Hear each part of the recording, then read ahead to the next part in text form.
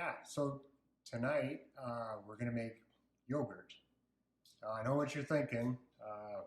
Plain yogurt, homemade. Ew, that's gross. I used to think the same thing, but I was wrong.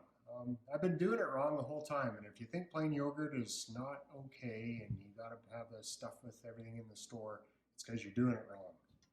So you get your plain yogurt and you mix in some nuts. You mix in some maple syrup, or you can just get some jam, your favorite jam, mix it in with the plain yogurt.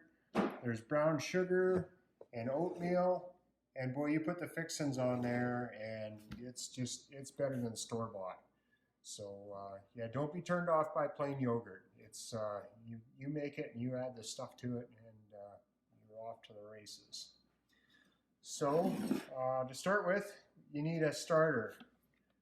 And we have this plain natural starter. It doesn't have anything in it. You can't use anything that's been pasteurized after, like it's got to have, it's been pasteurized, but it's got to have the actual yogurt bacteria in it at this point. It has to be active.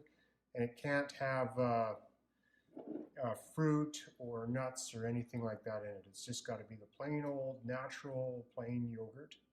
And pick your favorite kind if you got a Greek yogurt or whatever, and you'll make lots of batches out of this.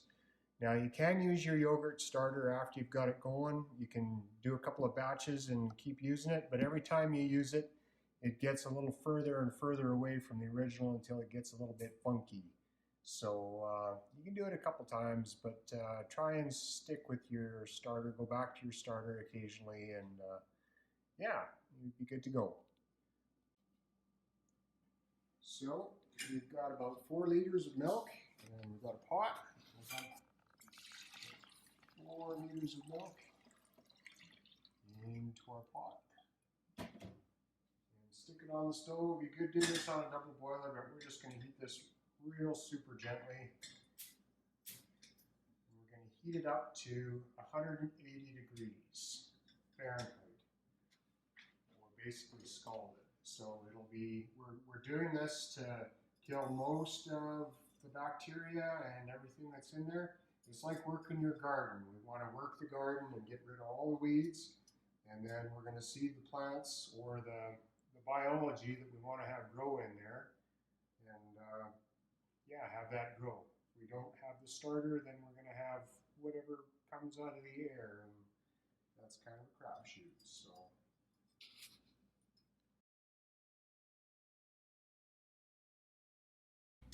So everything's got to be clean and sanitized. We have a jar in the toaster oven there. It's going to be nice and hot. We're going to take it up to 225 Fahrenheit for 15 minutes or so to make sure that everything's nice and clean. And our milk is going to be 180 degrees, so it'll be well above pasteurization temperature. And our spoon will be, clean and hot. And so after we get the milk up to 180, we're gonna let that jar cool down a little bit, and we'll let the milk cool down and add some starter. We're at 180 degrees. I'm just turned the heat off. I'm gonna stir it a little bit so it doesn't burn until the bottom of the pot cools. And get some cool water and set the pot in there. And we have to cool the milk down to at least 115 Fahrenheit, because hotter than that will hurt our yogurt starter. So I'll get a bowl of cold water and we'll get this cooled off. So our temperature is dropping off. We've got a thing of cold water here. I'm just stirring this off. We're waiting for the temperature to get to 115 degrees. Yogurt likes it between 105 and 115, so when we get to that point, we'll add our starter. Our starter's been sitting out for a little while to bring it up a little closer to room temperature rather than dump it straight in out of the fridge. It just keeps from shocking the culture. I guess that helps to make a thicker yogurt when you're done. We're at 115 degrees, so I'm going to add the starter. There's, I don't know, a 1/4 cup of starter here. And how much starter to add? I guess the answer is some. So that's about a quarter cup of starter in 4 cups of milk. The starter is a little cool, so our temperature is dropping. I'm going to stir it in a bit, and we're going to ripen this in a cooler box. So we want to have it up right at our top temperature because there's no external source of heat. So we're just going to warm it up on the stove up to 115 again before we dump it into a warm jar, just so it's got lots of heat going for it.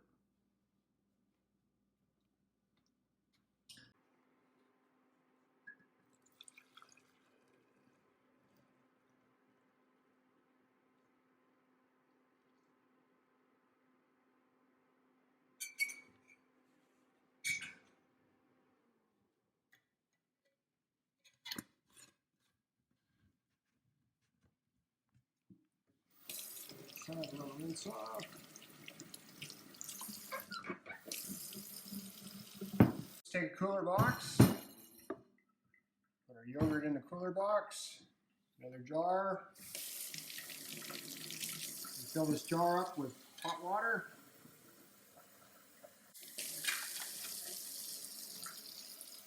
Put the lid on. And then just put it someplace undisturbed for 6 to 10 hours. At about, I don't know, halfway through, 3-4 hours, we'll just take out our water jar and we'll top it back up with hot water just to keep everything in the cooler nice and warm. And when the yogurt's done in 6 to 10 hours, we'll just stick it in the fridge and let it cool off for an hour, and it's ready to eat. That's all there is to making yogurt.